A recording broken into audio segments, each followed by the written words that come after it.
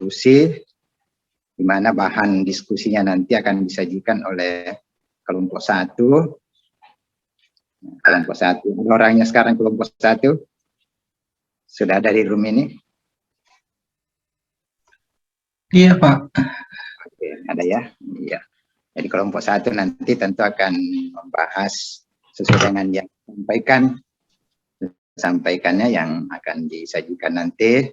Ya, mudah-mudahan diskusi kita hari ini bisa lebih meluas dalam artian memperluas wawasannya. Jadi walaupun mungkin materinya hanya sedikit, tapi dengan berdiskusi kadang-kadang berkembang ya. Nah, tapi tentu berkembangnya bukan kita mengembangkan ke masalah lainnya, topik itu, tapi kita coba bahas secara bersama. Yang namanya kewirausahaan ini kan sebetulnya ya anggaplah kita sama-sama belajar ya. Kita ini sama-sama belajar, karena yang begini bisa saja orang tidak pernah kuliah tapi mungkin punya banyak pengalaman. Ya, punya banyak pengalaman sehingga punya wawasannya luas ya tentang ini. Apalagi yang sering ikut, selama ini kan sering ada seminar kewirausahaan ya yang dilakukan baik oleh tingkat nasional, kementerian maupun mungkin ada tingkat lokal. Nah, dengan seringnya ikut di seminar-seminar itu atau mungkin ada workshop, sehingga mungkin pengalamannya, wawasannya terhadap kewirausahaan itu akan lebih luas ya. Sehingga nanti dalam diskusi ini ya, silakan keluarkan semua pengetahuan pengalamannya, mari sampaikanlah di forum ini supaya yang kita tidak tahu ya menjadi tahu ya. Mungkin ada yang kita tidak tahu tapi ada yang tahu mengemukakan di sini, maka kita menjadi tahu. Jadi pada dasarnya kita berdiskusi di sini, kita sharing saja, sharing pengalaman, sharing pengetahuan, ya, dengan harapan nanti kita banyak tahu tentang hal ini.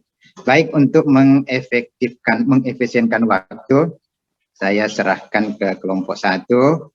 Saya hanya ingatkan kembali apa yang saya minta minggu lalu, bahwa selain menyajikan juga tetap membuat laporan tentang aktivitas diskusi ya, supaya nanti ada gambaran tentang apa saja yang ditanyakan, apa saja penjelasannya, siapa saja yang aktif dalam diskusi itu. Baik, saya serahkan ke kelompok 1. Silakan. Ya. Terima kasih atas kesempatannya Pak. Oke, silakan. Bisa di-share screen dulu.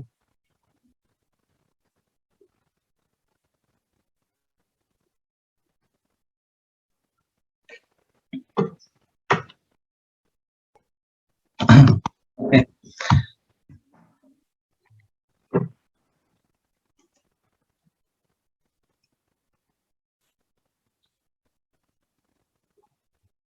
Belum tampil. Sementara. Oh ya, sudah tampil ya. Ya. Oke, langsung saja untuk mengefisienkan waktu. Assalamualaikum warahmatullahi wabarakatuh. Waalaikumsalam. Waalaikumsalam warahmatullahi wabarakatuh.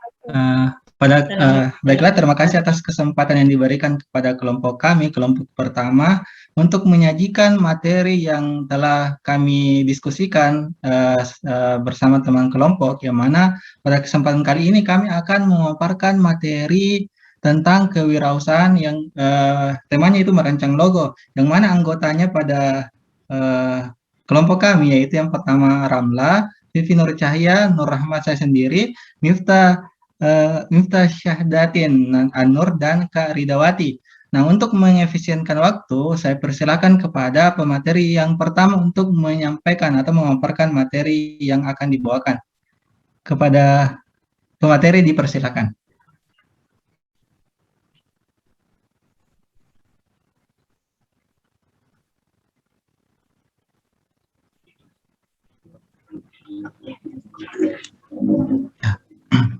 Baik, bismillahirrahmanirrahim. Assalamualaikum warahmatullahi wabarakatuh. Waalaikumsalam warahmatullahi wabarakatuh. Sebelumnya terima kasih atas kesempatan yang diberikan pada kelompok kami untuk mempresentasikan hasil diskusi kami mengenai merancang logo. Adapun bagian pertama yakni implementasi simbol menjadi logo. Baik, sebelum membahas lebih mendalam mengenai logo, mari sejenak kita flashback mengenai kemunculan logo. Yang pertama di sini, penggunaan simbol-simbol sudah ada sejak tahun 4000 sebelum Masehi, yakni ketika bangsa Sumeria membuat 2000 simbol yang merupakan bentuk penyederhanaan awal untuk menyebutkan wujud makhluk atau benda yang mereka lihat. Jadi pada waktu itu bangsa Sumeria itu ketika melihat wujud benda ataupun makhluk, mereka mempresentasikannya itu dalam bentuk simbol. Selanjutnya, seiring dengan perkembangan jalur perdagangan antar bangsa yang saat itu sudah mulai meningkat pesat, yakni terjadi pada bangsa Romawi, Cina, Arab, Persia, dan bangsa lainnya, di mana simbol-simbol yang berlaku itu berupa kepingan logam yang bergambar yang memiliki nilai tukar dan juga digunakan sebagai stempel untuk menjadi bukti pengesahan dalam perjanjian perdagangan mereka. Kemudian singkat cerita, selanjutnya pada abad pertengahan Eropa, saat itu banyak bermunculan kerajaan-kerajaan, di mana kerajaan-kerajaan ini menggunakan simbol sebagai logo sebagai simbol untuk mengutarakan bahwa keberadaan mereka itu ada, dan juga logo ini digunakan sebagai salah satu identitas di antara identitas lainnya, di mana pada saat itu di antara identitas lainnya itu berupa atribut kerajaan ataupun cara berpakaian dari kerajaan mereka. Kemudian selanjutnya yakni komponen dalam identitas bisnis, di mana pada implementasi simbol menjadi logo itu terdapat komponen dalam identitas bisnis. Yang pertama yakni produk yang dihasilkan, di mana pada produk yang dihasilkan ini mengcover mengenai bergerak dalam bisnis apa, jenis produk apa yang dihasilkan. Karena kita ketahui bersama sekarang itu sudah banyak jenis produk ataupun bidang-bidang bisnis yang digeluti oleh masyarakat. Pertama mungkin makanan ataupun minuman, fashion, elektronik, gadget, properti, otomotif, kecantikan, serta kesehatan. Selain dari produk tersebut, sekarang juga mulai merambah bidang jasa, dalam hal ini yakni transportasi, keuangan, desain, serta pembuatan website ataupun aplikasi. Kemudian yang kedua yakni mengenai tempat atau lokasi, di mana pada item ini mengcover mengenai bagaimana situasi pabrik, tempat produksi dari produk tersebut, kemudian juga mengcover mengenai gedung yang digunakan untuk proses produksi. Kemudian yang ketiga yakni komunikasi. Dalam item komunikasi ini mengcover mengenai bagaimana komunikasi yang dilakukan, dalam hal ini entah itu promosi, advertising, ataupun penggunaan logo ataupun merek dalam produk mereka. Selanjutnya yakni sikap dan perilaku. Pada sikap dan perilaku ini mengcover mengenai kinerja pelayanan pada saat produksi hingga proses pemasaran. Selanjutnya di sini kami menampilkan salah satu brand lokal yang ada di Sulawesi, khususnya yakni Sulawesi Barat, yakni Polewali Mandar. Kebetulan saya pribadi juga dari Polewali Mandar, di mana sedikit mengupas mengenai produk ini merupakan salah satu brand hasil rintisan dari salah satu wirausaha muda, di mana pada brand ini menamakan coklat macoa.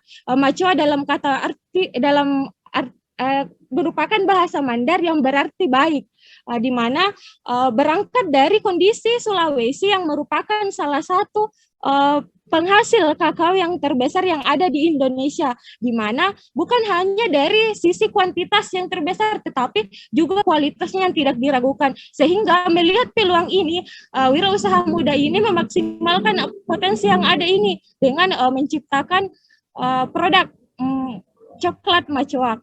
Kembali ke logo, adapun logo yang digunakan dalam produk ini merupakan jenis logo yang dikategorikan letter from logo, di mana logo yang digunakan itu menggunakan huruf depan nama logo atau nama perusahaan. Karena di sini namanya coklat macoa berawalan M, sehingga pada logonya itu tersirat dengan tersurat dengan jelas menggunakan kata M, di mana tujuan dari penggunaan logo ini untuk memberikan kesan visual yang kuat sehingga para konsumen atau pelanggan itu terkesan dan akan mengingat produk tersebut. Selanjutnya, manfaat logo dalam branding. Yang pertama di sini membuat brand dikenal, di mana kita ketahui logo itu mencerminkan identitas dari suatu produk, sehingga dengan adanya identitas ini sehingga para konsumen ataupun pelanggan mudah mengenal brand kita. Kemudian yang kedua yakni mampu membedakan jenis produk. Dengan adanya identitas ini sehingga itu akan menjadi pembeda antara produk yang satu dengan yang lain. Layaknya seseorang itu logo ini dikategorikan sebagai tanda pengenal sehingga kita dapat membedakan antara yang satu dengan yang lain. Kemudian yang ketiga yakni mempengaruhi psikologi konsumen. Dengan adanya logo tersendiri ini akan mempengaruhi psikologi dari konsumen. Misalnya mungkin dari seleranya, karena sudah mungkin karena sering melihat tayangan di televisi ataupun mungkin di papan-papan platform yang ada di sekitar mereka mulai mengidentikan produk yang mereka inginkan sehingga mereka tertarik untuk memilih produk kita misalnya. Oke, mungkin pemaparan mengenai implementasi logo implementasi simbol menjadi logo mungkin cukup sekian. Selanjutnya saya kembalikan ke moderator. Oke, terima kasih atas penjelasannya untuk pemateri yang pertama. Selanjutnya saya serahkan kepada pemateri yang selanjutnya untuk memaparkan materinya. Saya persilakan.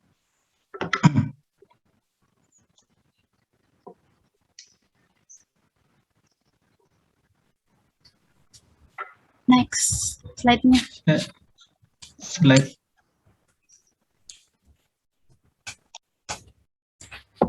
Baiklah, terima kasih atas kesempatannya. Materi kedua itu adalah penggolongan jenis identitas perusahaan. Mungkin sebelumnya kita membahas apa itu identitas perusahaan. Menurut dalam jurnal Rishan dan kawan-kawan, identitas perusahaan itu yang sesuai dan efisien dengan citra perusahaan dapat digali dengan cara mencari tahu visi, misi, nilai-nilai, dan keahlian perusahaan. Lalu dituangkan ke dalam bentuk logo, corporate identity, brand, trademark yang merupakan satu kesatuan penciptaan simbol.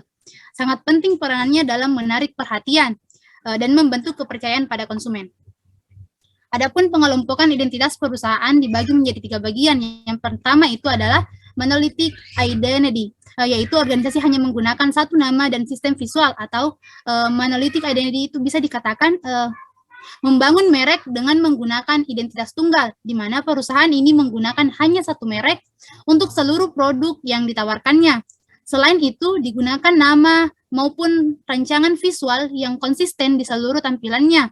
Misalnya merek Dunhill, di mana Dunhill ini merupakan merek rokok mewah yang diproduksi oleh British American Tobacco. Merek ini ikon perusahaan rokok terbesar kedua di dunia.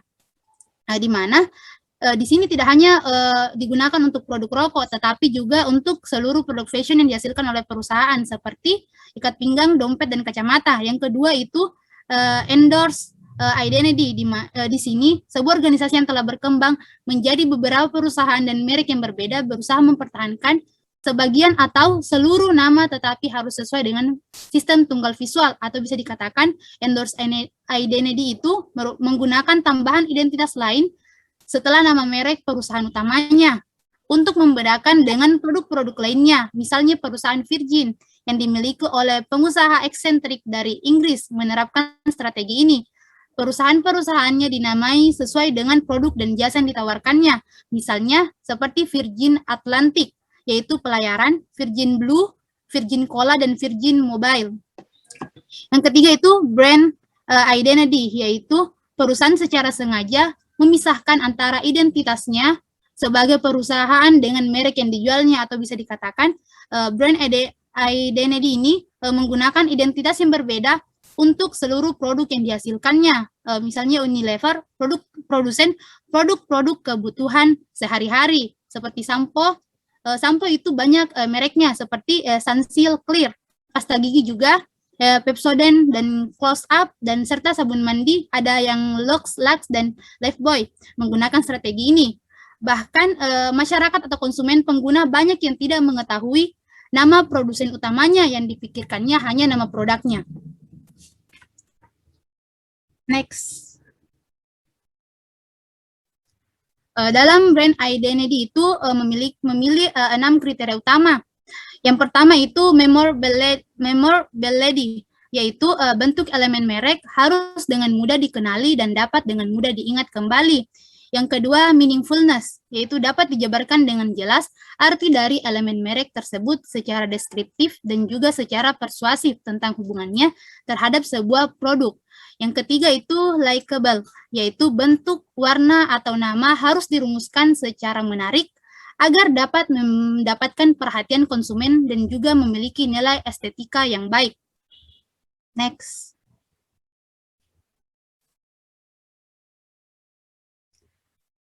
Yang keempat itu transferable. Variable yaitu sebuah elemen merek sebaiknya bisa digunakan untuk kepentingan bisnis yang lebih besar lagi. Sebuah elemen merek juga harus dapat digunakan lintas geografi. Yang kelima itu adaptability, yaitu kriteria kelima untuk elemen merek adalah memiliki lintas waktu yang fleksibel atau dapat dengan mudah dilakukan pembaruan atau update. Yang terakhir itu protectability, yaitu harus hasil pilihan merek tersebut harus dilindungi secara hukum maupun citra kompetitif secara internasional. Next. Dalam brand identity itu memiliki 4 dimensi. Yang pertama itu ada dimensi produk, di mana dimensi produk ini yaitu hubungannya dengan atribut dan karakteristik yang diperlukan untuk kriteria produk, situasi konsumen produk itu sendiri, segmen pasar dan daerah asal produk tersebut. Yang kedua itu ada dimensi organisasional, yaitu hubungannya dengan ide, merepresentasikan produsen dan penjualan mengenai suatu produk. Yang ketiga itu ada dimensi kepribadian, yaitu hubungannya dengan brand personality dan ikatan emosional antara merek dan konsumen. Yang keempat itu ada dimensi simbolis, yaitu nama merek, logo, slogan, dan metafora. Next. Adapun langkah-langkah dalam membentuk brand identity yaitu pertama itu membuat rancangan bisnis, visi dan misi, dan beberapa hal yang menunjukkan bahwa merek tersebut berbeda dengan yang lainnya. Yang kedua itu melakukan survei dan wawancara kepada masyarakat mengenai persepsi mereka terhadap suatu produk. Yang ketiga itu melakukan penelitian terhadap merek pesaing yang memiliki kemiripan.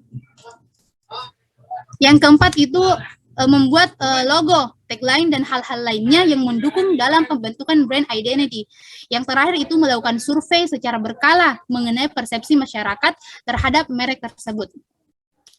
Itulah tadi yang bisa saya sampaikan, saya kembalikan kepada moderator. Ya, terima kasih atas materi yang disampaikan. Mungkin bisa lanjut ke slide selanjutnya. Oke, untuk materi selanjutnya itu adalah tentang trademark.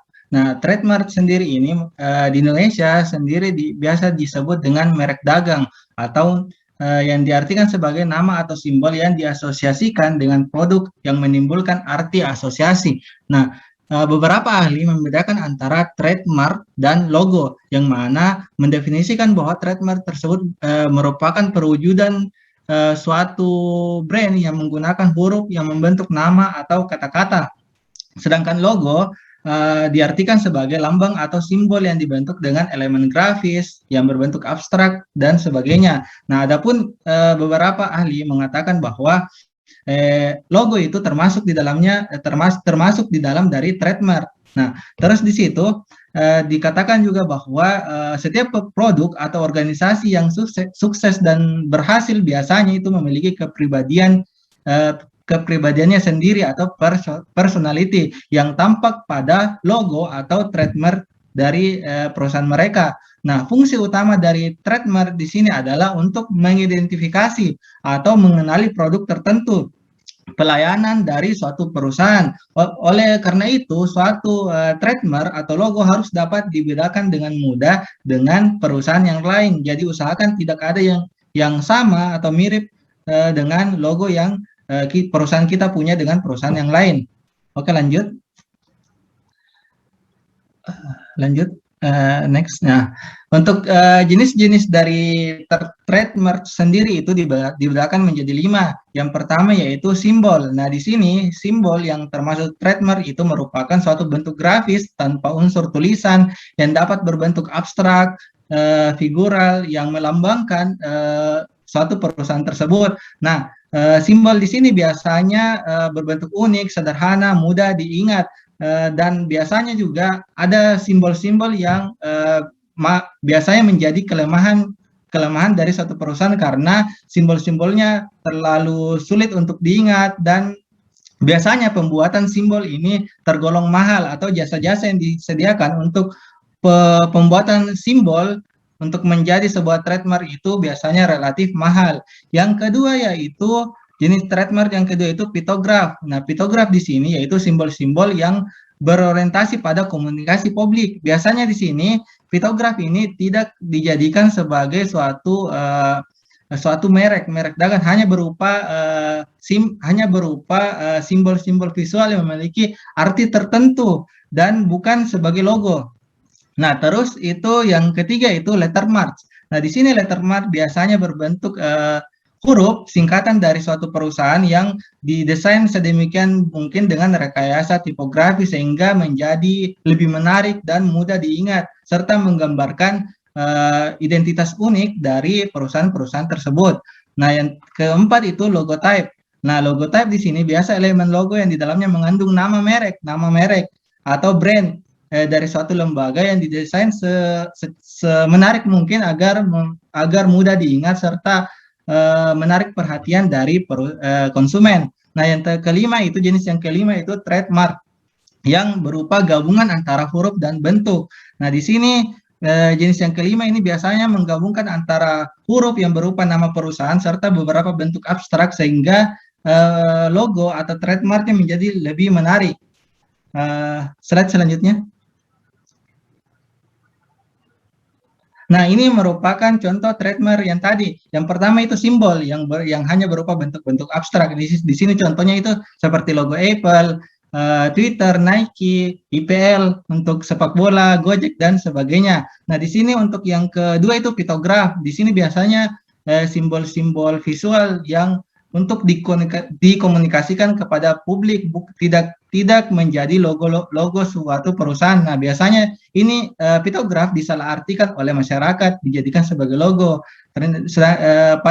Padahal seharusnya ini merupakan simbol-simbol visual untuk dikomunikasikan sesuai dengan fungsinya, seperti ada logo, ada simbol, ada pom bensin, kereta, sepeda, dan sebagainya. Nah, yang ketiga itu lettermark tadi merupakan singkatan-singkatan dari perusahaan yang didesain semenarik mungkin seperti logo CNN, EA Sport, HP, dan sebagainya. Lanjut, contoh lettermark yang keempat. Slide selanjutnya. Yang keempat itu logotype, biasa berupa nama perusahaan yang didesain semenarik mungkin seperti logo dari Google, NASA, Coca-Cola yang sudah familiar di kita semua, Disney, YouTube, Yahoo, dan sebagainya. Nah, yang kelima itu gabungan antara huruf atau nama perusahaan dengan beberapa bentuk abstrak seperti yang kita ketahui itu Burger King, Pizza Hut, NASA, Trans Studio, MotoGP, Fanta, dan sebagainya. Lanjut ke slide selanjutnya.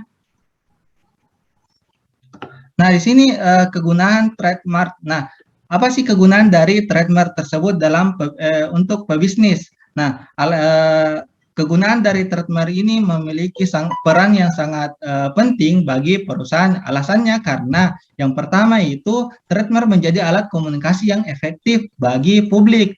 Nah, trademark biasanya menjadi tool yang efektif untuk mengomunikasikan informasi bisnis kepada target market.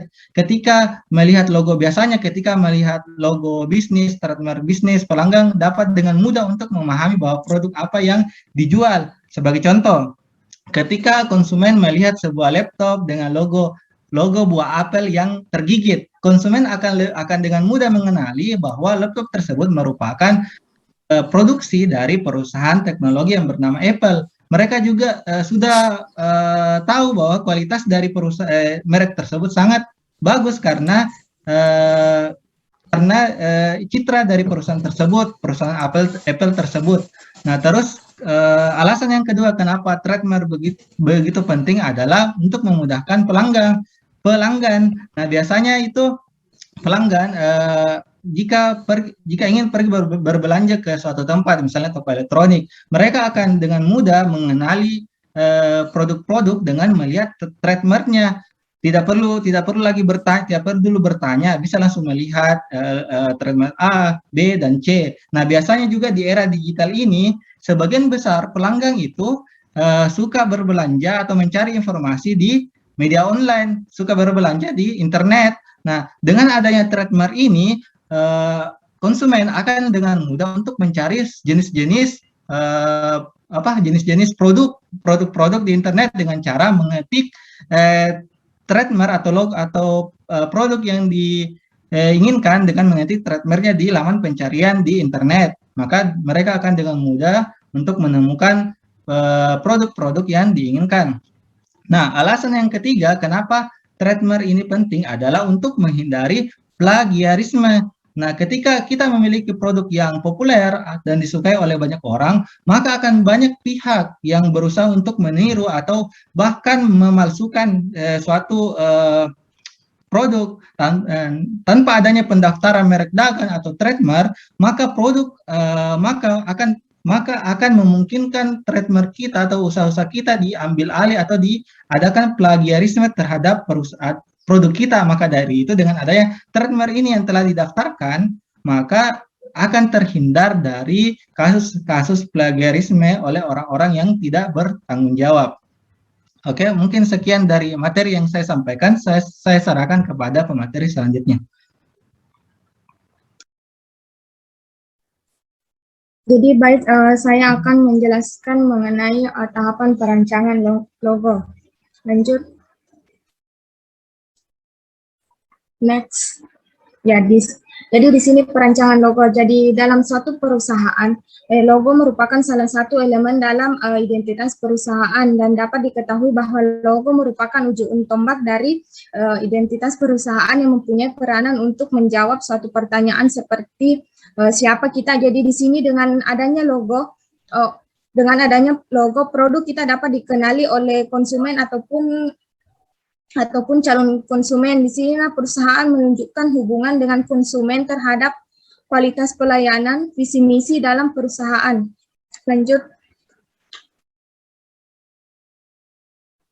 Jadi di sini menurut Senadi pada tahun 1999, salah satu cara untuk bertahan dalam pasar yang terus berkembang seperti saat ini dengan menciptakannya logo ataupun identitas perusahaan yang merupakan alat jual bagi perusahaan untuk produk-produk yang sekarang ada atau produk yang akan dikembangkan. Jika sebuah perusahaan mendapatkan citra yang positif, tentu akan banyak konsumen yang akan menggunakan produk perusahaan tersebut karena konsumen sudah menyadari bahwa produk perusahaan tersebut adalah produk yang berkualitas atau produk yang bagus.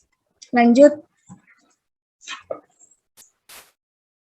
Jadi di sini ada pun tahapan-tahapan untuk membuat logo, yaitu ada 4 tahapan, yakni tahap pertama yaitu mengadakan investigasi analisis data awal dari brief desain. Investigasi dilakukan berupa wawancara, pencarian data untuk mengetahui dengan sejelas-jelasnya untuk apa, di mana, dan bagaimana identitas yang akan dirancang ataupun diimplementasikan. Jadi data di sini yang mencakup antara lain nama, merek, bidang, jenis bisnis, visi misi, filosofi, dan sebagainya untuk mendapatkan pemahaman yang sejelas-jelasnya mengenai profil logo yang akan dibuat tersebut.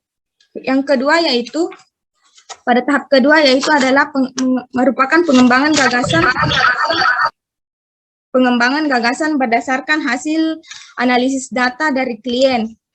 Hal yang paling awal untuk dipikirkan adalah pemilihan nama yang tepat yang akan digunakan sebagai bagian dari identitas dari perusahaan tersebut. Kemudian tahap ketiga yaitu penyempurnaan gagasan yang telah dikembangkan menjadi elemen dasar yang siap diterapkan pada prinsip dasar konsep perusahaan. Jadi tahap ini dilakukan pengembangan elemen yang masih kasar menjadi bentuk yang sebenarnya. Kemudian pada tahap keempat yaitu pada tahap ini lebih ditekankan kepada perencanaan teknis yang berhubungan dengan teknik aplikatif pada berbagai media yang dipilih oleh klien. Hal ini tidak lepas dari pemilihan warna, ukuran, tingkat efektivitas desain, karena perencanaan harus sesuai dengan material teknis dan dimensi. Jadi pada tahap akhir ini, desain yang sudah jadi diaplikasikan sesuai dengan perencanaan implementasi hasil perencanaan pada berbagai media yang dipilih. Jadi pada tahap akhir ini, desain sudah jadi diaplikasikan dengan perencanaannya. Lanjut.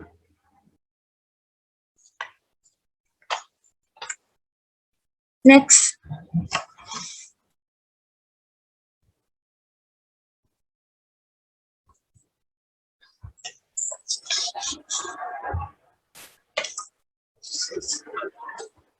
Jadi menurut Murphy dan Rowe pada tahun 1988, logo yang baik yaitu ada 6 di sini. Yang pertama itu logo harus mudah dibaca, apabila tidak akan menjadi tidak efektif. Yang kedua yaitu logo sebaiknya memiliki ciri khas yang unik agar melekat pada benak konsumen atau pelanggan. Yang ketiga yaitu logo yang baik tidak hanya menimbulkan kesan sesaat, namun kesan selamanya. Jadi di sini konsumen dapat mengingat bentuk dari logo tersebut dan produk yang dijualnya. Yang keempat yaitu simple. Di sini logo yang sederhana akan menjadi lebih mudah dikenali, diingat, dan mudah diaplikasikan pada berbagai macam media. Kemudian logo yang baik yaitu citra yang ingin dipresentasikan atau diperlihatkan melalui logo haruslah terlampil dari logo tersebut. Kemudian logo juga harus diaplikasikan pada seluruh media grafis. Itulah yang dapat saya sampaikan mengenai tahapan perancangan logo. Saya kembalikan ke moderator. Oke, terima kasih atas materi yang disampaikan. Untuk materi yang terakhir, saya persilakan kepada pemateri selanjutnya untuk menjelaskan.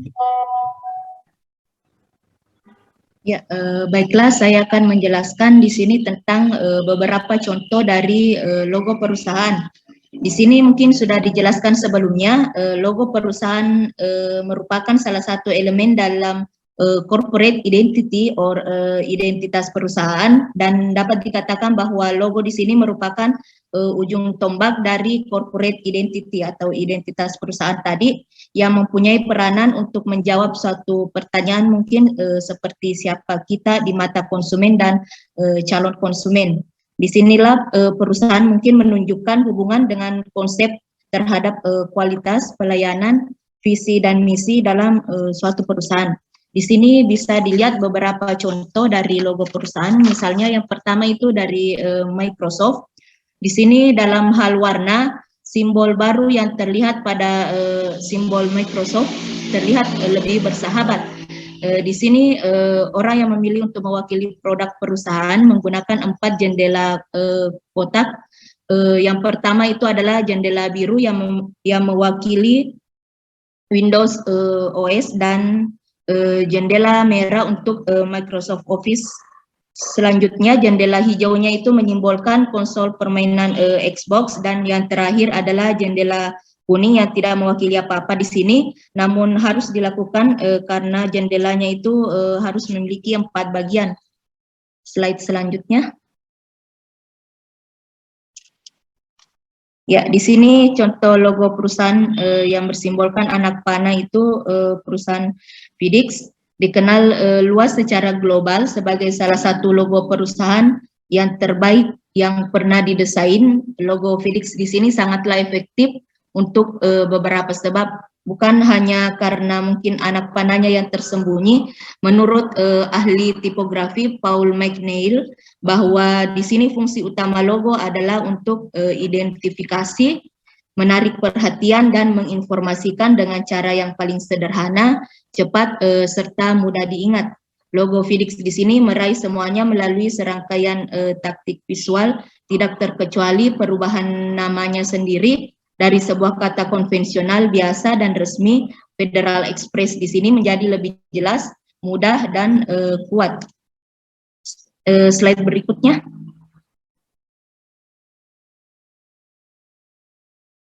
Ya, di sini contoh logo perusahaan berikutnya adalah yang disimbolkan dengan sebuah kompas. Bisa dilihat penjelasannya sebelum diserap oleh Delta di tahun 2008, maskapai Northwest menggunakan logo yang didesain oleh Lender Associates, studio logo yang sama yang membuat logo FedEx tadi.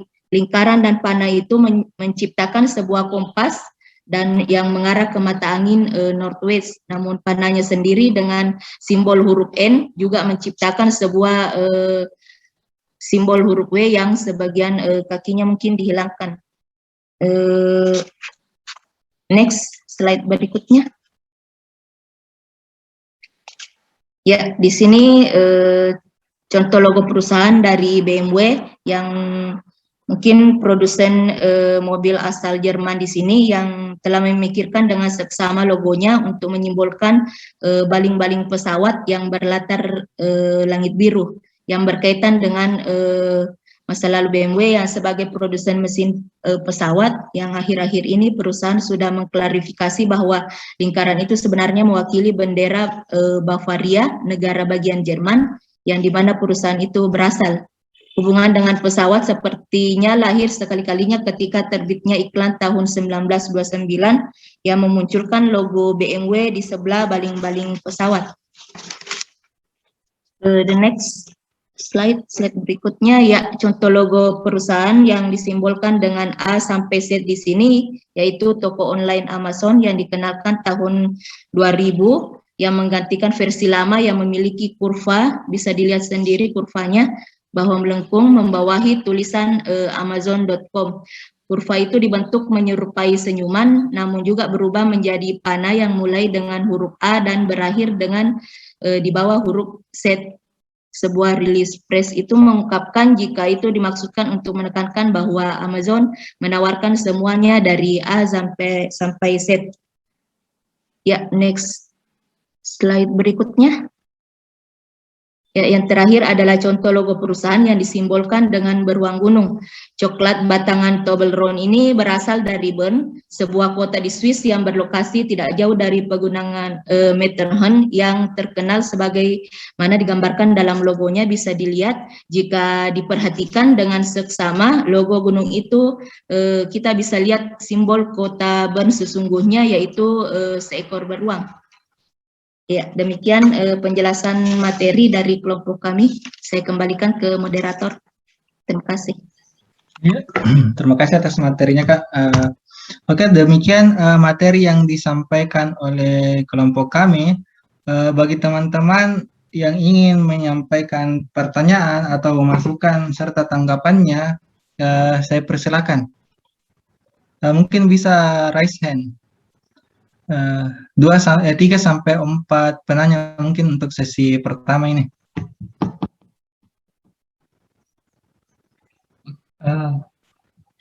Bisa raise hand atau diaktifkan mic-nya. Oke, untuk penanya yang pertama saya persilakan untuk Tutut Stefani. Terima kasih atas kesempatan yang diberikan oleh moderator. Saya ingin bertanya, pada makalah Anda dijelaskan salah satu teori yaitu Risan dan kawan-kawan yang menggambarkan bahwa logo itu bisa menjelaskan identitas perusahaan mengenai visi, misi, dan nilai-nilai dan keahlian perusahaan. Nah, pertanyaan saya, sebutkan salah satu contoh logo yang sesuai dan sejalan dengan teori Risan yang menggambarkan logo tersebut adalah identitas perusahaan mengenai visi, misi, nilai-nilai, dan keahlian perusahaan tersebut. Terima kasih. Terima kasih atas pertanyaannya. Untuk penanya yang kedua, banyak penanya. Saya persilakan kepada Shirley untuk bertanya, menyampaikan pertanyaan atau tanggapannya.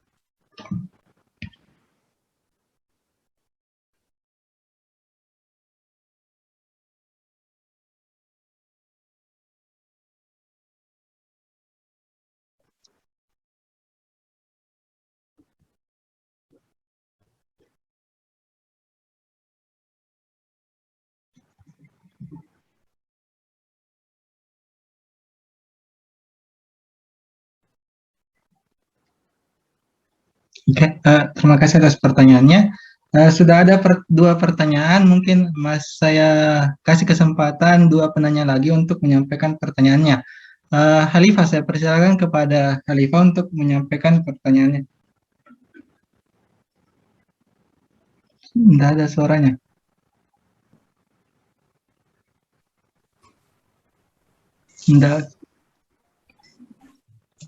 Tidak kedengaran suaranya. Maaf, sudah kedengaran? Ya. Oh ya, baik. Terima kasih atas kesempatan yang diberikan kepada saya. Yang ingin saya tanyakan di sini adalah, seperti yang kita ketahui bahwa ketika kita merancang ataupun membuat sebuah logo, tentunya dibutuhkan kreativitas yang tinggi. Maksudnya perlu adanya kreativitas dalam membuat atau merancang sebuah logo.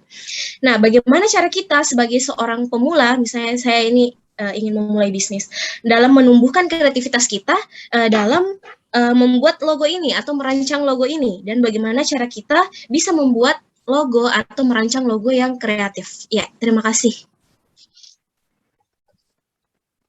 Oke, terima kasih atas pertanyaannya. Untuk penanya selanjutnya, saya persilakan kepada Adinda Reski untuk menyampaikan pertanyaannya. Baik, terima kasih atas kesempatannya.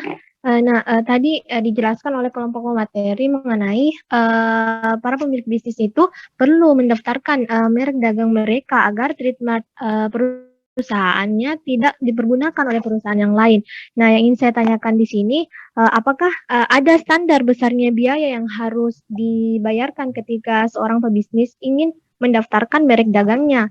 Dan misalnya apabila suatu saat pebisnis ini ingin mendesain ulang logonya, apakah logo baru itu harus didaftarkan ulang kembali? Mungkin itu saja dari saya. Terima kasih. Oke, ya, terima kasih atas pertanyaannya. Mungkin untuk sesi pertama cukup 4 penanya dulu. Nanti kita lihat waktunya untuk kita adakan sesi yang kedua.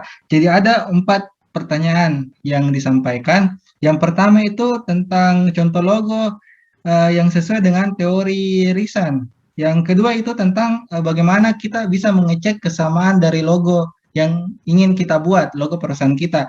Nah, yang ketiga itu tentang bagaimana cara membuat suatu logo yang kreatif. Jika kita ingin memulai suatu perusahaan, tentunya harus ada logonya. Jadi bagaimana kita membuat suatu logo yang kreatif. Yang keempat itu tentang bagaimana tentang pendaftaran logo, adakah biaya-biayanya, dan apabila kita mendesain ulang suatu logo, apakah harus didaftarkan ulang atau tidak? Mungkin itu pertanyaannya. Mungkin kepada teman kelompok saya, mungkin ada yang ingin mencoba menjawab dari salah satu ke-4 pertanyaan tadi, atau mungkin semuanya bisa juga. Riana, ada yang ingin menyampaikan?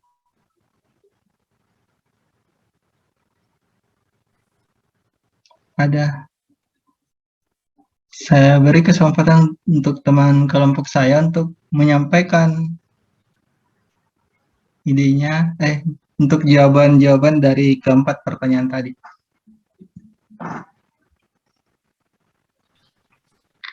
Saya Rahmat. Yang pertanyaan Kak Tutut. Oh ya, saya persilakan. Baik, terima kasih atas kesempatannya. Jadi pertanyaannya, sebutkan dan jelaskan salah satu contoh logo yang didalami sesuai dengan teori Rish-Han. Baik, saya share logonya.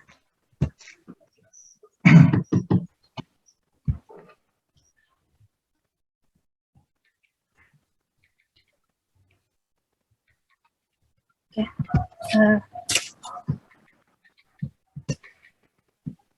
Dapat dilihat di sini ada logo dari CV inti kalsium. Bisa dilihat? Terlihat juga? Sudah terlihat logonya? Sudah. Iya, sudah. Keterangan dari identity CV inti kalsium ini diharapkan dapat menunjukkan identitas dari CV inti kalsium, merupakan pabrik penggilingan batu kapur berada di gunung, kemudian diterapkan dalam media pendukungnya atau media promosinya. Di sini dari konsep dari perancangannya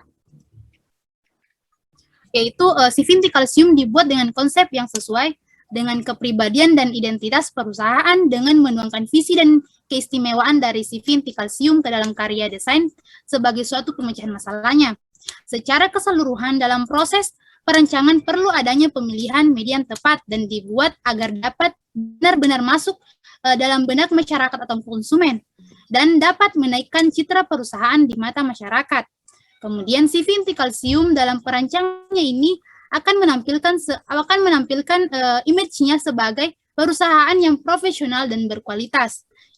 Maka identitas yang ingin ditonjolkan yaitu seperti misi dan visinya, yaitu memberikan pelayanan terbaik untuk memenuhi permintaan konsumen. Nah, sehingga menampilkan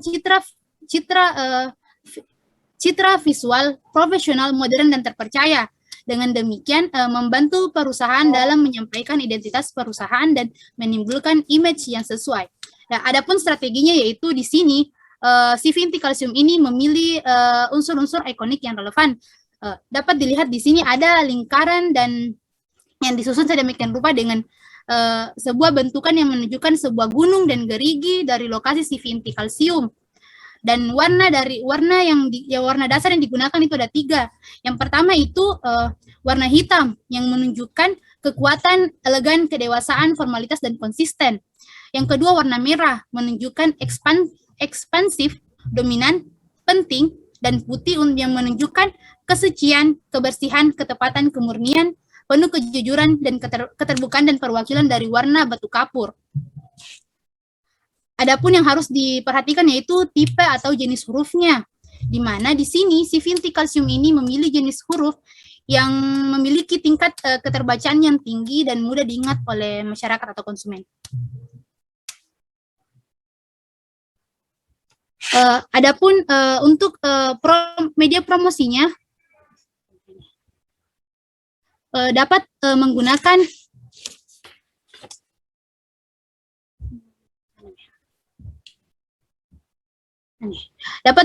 kartu nama yang di dalamnya itu ada logo dari CV inti kalsium, kemudian kop suratnya yaitu dan notesnya itu ada logo CV inti kalsium dan notanya juga ada logo CV inti kalsium. Kemudian untuk menarik peminat untuk mempromosikan CV inti kalsium ini ada merchandise yaitu diberikannya mug dan pin.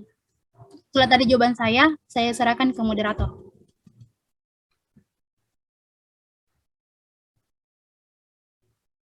Oke, itu jawaban yang dari pertanyaan yang pertama tadi. Saya kembalikan kepada saudari penanya bagaimana jawaban yang telah disampaikan.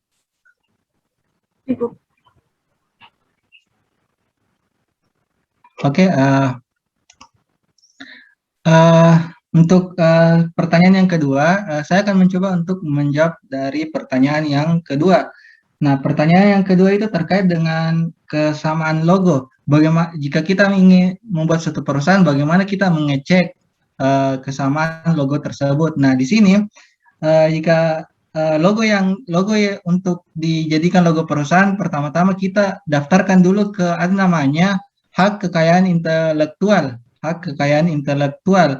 Nah, di situ kita bisa mendaftarkannya ke hak kekayaan intelektual di Indonesia untuk mengecek apakah logo kita memiliki kesamaan dengan logo-logo yang ada di Indonesia maupun di dunia. Nah, terus ada caranya itu juga bisa dengan mengecek langsung ke lamannya di hki.co.id. Nah, kita bisa ada nanti semacam tempat untuk mencari dengan mengetik nama atau trademark atau nama-nama, misalnya nama sebuah logo atau apa dan sebagainya. Kita bisa mengetiknya terus melihat apakah trademark kita memiliki kesamaan atau tidak. Nah, di sini pencariannya hanya dalam bentuk kata-kata atau kalimat, jadi tidak bisa melihat langsung logonya. Nah, ada cara lain untuk bisa melihat apakah logo kita dalam bentuk logo, dalam bentuk gambar, apakah memiliki kesamaan atau tidak. Kan tadi di yang pangkalan data kekayaan intelektualnya Indonesia itu hanya bisa melihat, menurut yang saya ketahui, bisa melihat trademarknya dalam bentuk kalimat, dalam bentuk kata atau nama perusahaan. Nah, cara yang kedua itu bisa dengan Google Image. Nah, di sini kan dengan pencarian di Google Image kita bisa mengupload logo yang ingin kita jadikan logo perusahaan. Nah, nanti akan muncul beberapa logo yang mirip. Nah, jika ada logo yang mirip, maka dapat diartikan bahwa logo yang kita buat memiliki kesamaan dengan beberapa logo di dunia atau di Indonesia maupun di dunia. Itu dengan cara Google Image atau dengan mendaftarkan di hak kekayaan intelektual di Indonesia atau pangkalan data kekayaan intelektual. Itu jawaban yang dari pertanyaan kedua. Mungkin saya serahkan dulu ke teman kelompok saya, mungkin ada tambahan.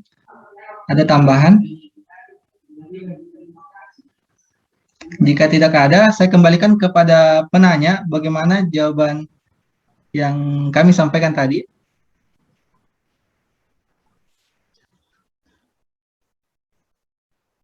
Oke, terima kasih atas pertanyaannya.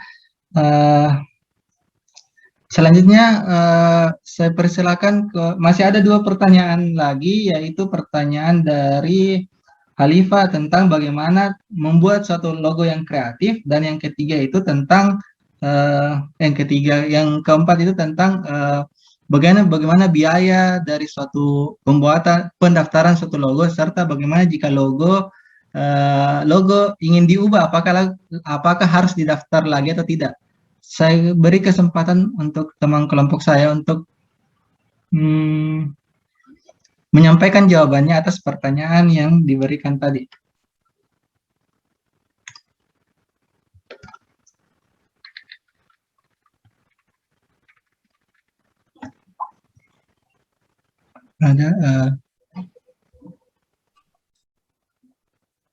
Saya coba jawab pertanyaannya dari Halifah. Oh ya, silakan Kak.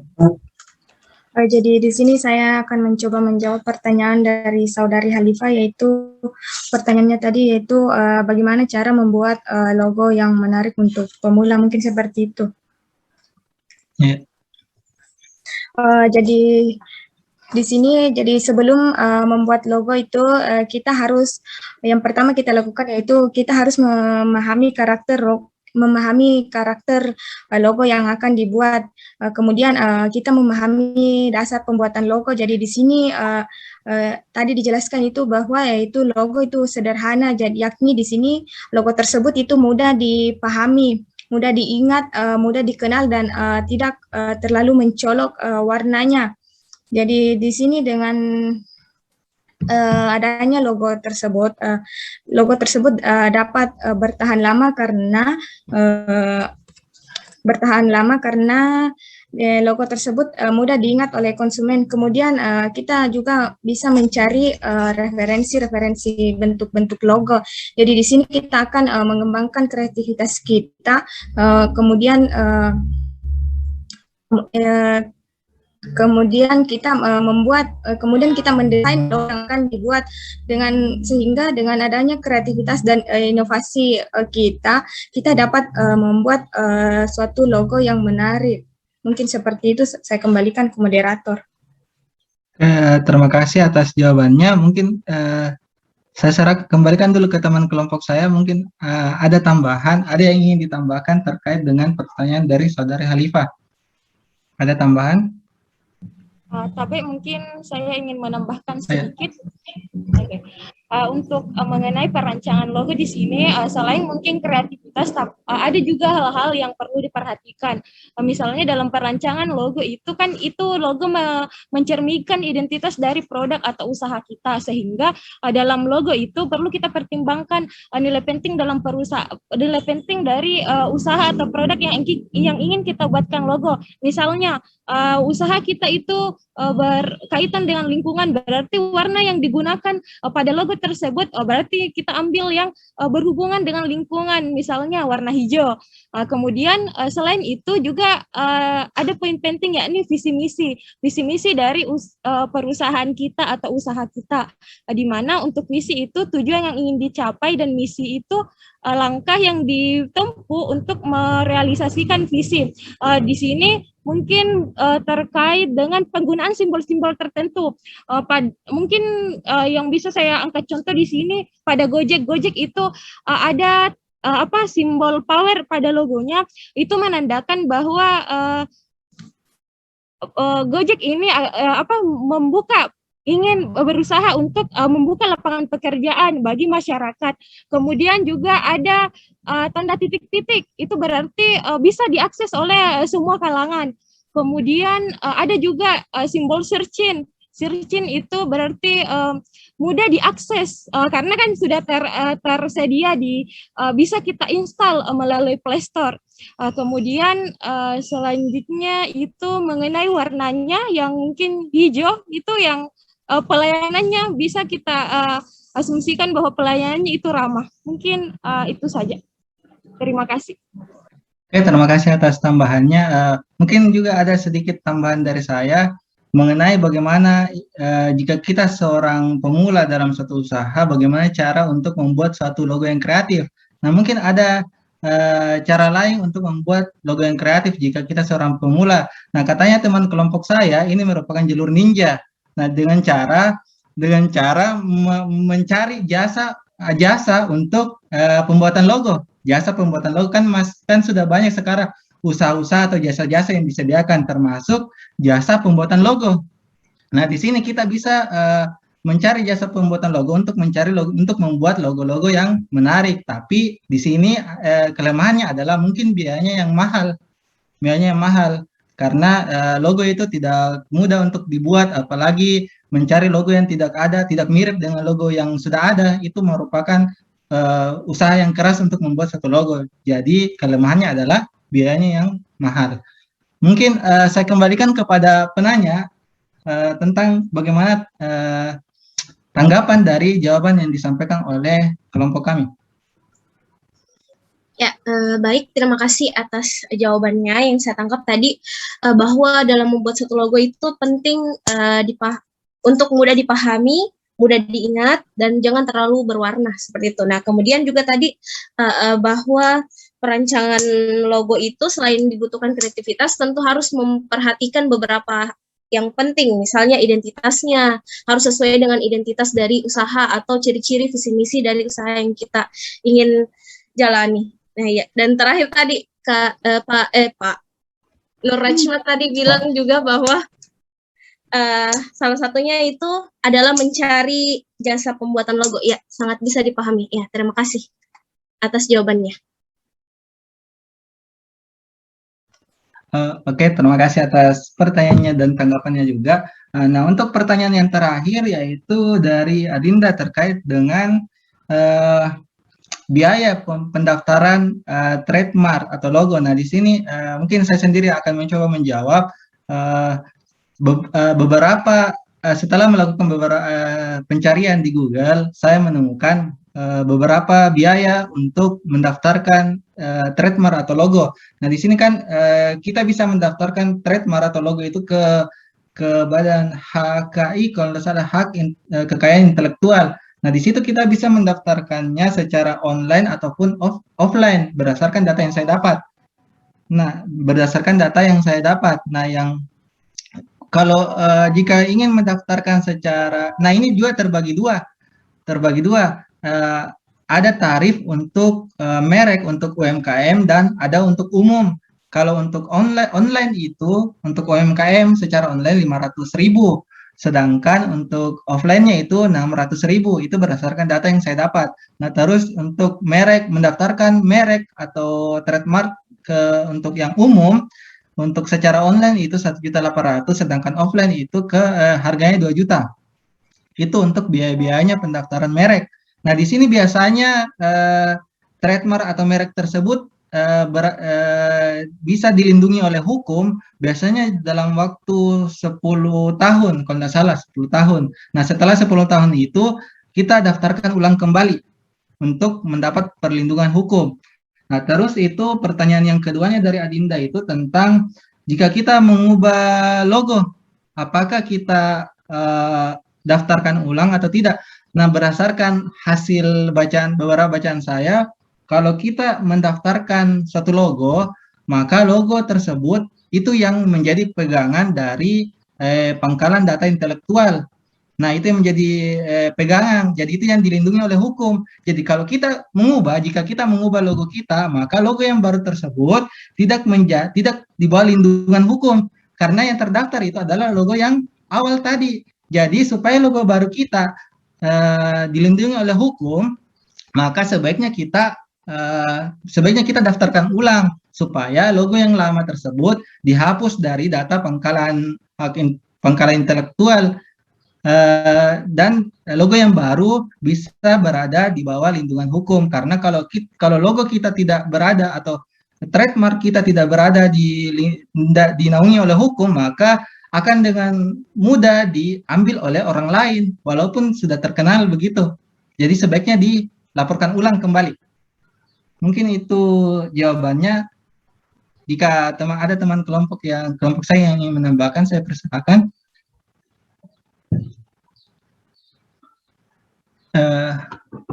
Jika tidak ada, mungkin saya kembalikan kepada saudari penanya bagaimana jawaban yang kami sampaikan tadi. Baik, terima kasih atas jawabannya. Ada sedikit ingin saya tanyakan kembali itu tadi kan harus didaftarkan ulang kembali. Nah, kalau didaftarkan ulang kembali berarti harus bayar lagi biaya yang seperti yang awal. Sepertinya begitu. Ya, karena didaftarkan ulang kembali. Oh iya. Terima kasih atas jawabannya.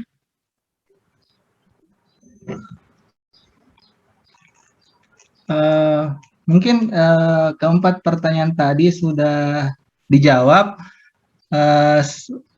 Jadi karena masih ada waktu, mungkin saya buka untuk sesi kedua. Saya persilakan teman-teman yang ingin memberikan pertanyaan atau tanggapannya. Kak Marni, saya persilakan, Kak. Baik, terima kasih.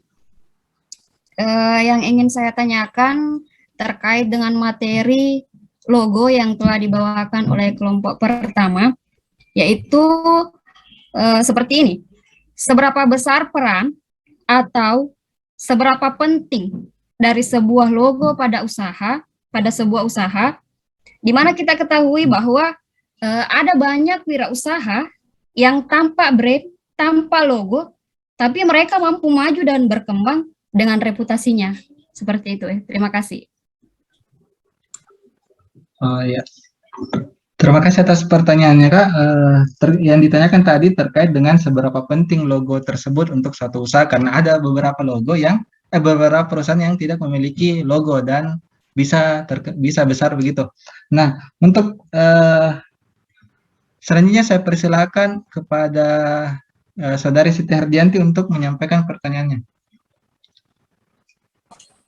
Terima kasih banyak atas kesempatannya. Pertama-tama saya tadi ingin minta maaf waktu ditanya sama Bapak karena saya tadi login lewat laptop, suara saya tidak kedengaran, jadi saya lewat HP sekarang. Baiklah, langsung saja saya ingin bertanya tentang yang dijelaskan tadi oleh Saudara Rahmat tentang kesamaan logo itu agar tidak ada logo yang sama kan harus didaftar ke HKI. Di sini sekarang itu lagi maraknya penyalahgunaan hak cipta. Jadi banyak orang sekarang yang mungkin kurang tahu tentang pendaftaran logo dan lain-lain. Orang sekarang itu banyak yang kayak anak-anak zaman sekarang sukanya yang instan, search saja, terus ambil logo begitu. Jadi di sini pertanyaan saya, apakah ada aturan khusus atau undang-undang yang mengatur tentang pemakaian logo suatu perusahaan begitu? Terima kasih. Oke, terima kasih atas pertanyaannya. Yang ditanyakan tadi tentang apakah ada aturan khusus yang mengatur logo dari suatu perusahaan. Nah, mungkin dua pertanyaan dulu untuk sesi ini. Untuk selanjutnya kita lihat waktu untuk sesi selanjutnya apakah masih ada waktu atau tidak. Nah, jadi ada dua pertanyaan yang dari Kak Marni dan Saudari Siti Hardianti.